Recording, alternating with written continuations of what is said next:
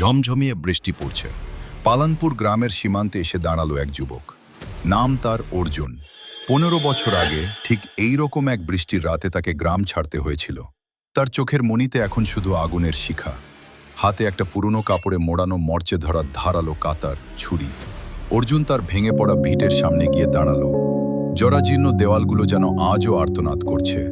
15 বছর আগে এই গ্রাম শাসন করা শয়তান জমিদার বিক্রম চৌধুরী তার বাবাকে মিথ্যা চুরির অপবাদ দিয়ে পিটিয়ে মেরে ফেলেছিল, পুড়িয়ে দিয়েছিল তাদের ঘর।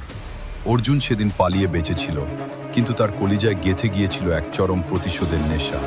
অন্যদিকে গ্রামের সবচেয়ে বড় অট্টালিকায় বসে মদ্যপান করছে বিক্রম চৌধুরী।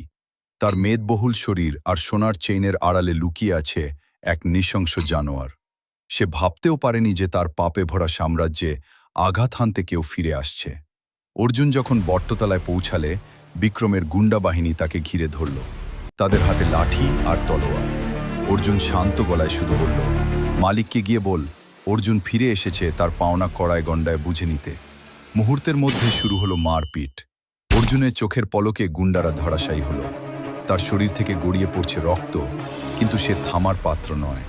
অর্জুন সরাসরি বিক্রমের ঘরে গিয়ে ঢুকল। বিক্রম চৌধুরী তখন ভয়ে কাঁপছে। অর্জুন তার বাবার সেই মরচে ধরা কাতারটা বের করল। বিক্রমের গলায় ছুরি ঠেকিয়ে সে চিৎকার করে বলল, এই ছুরিটা মনে আছে?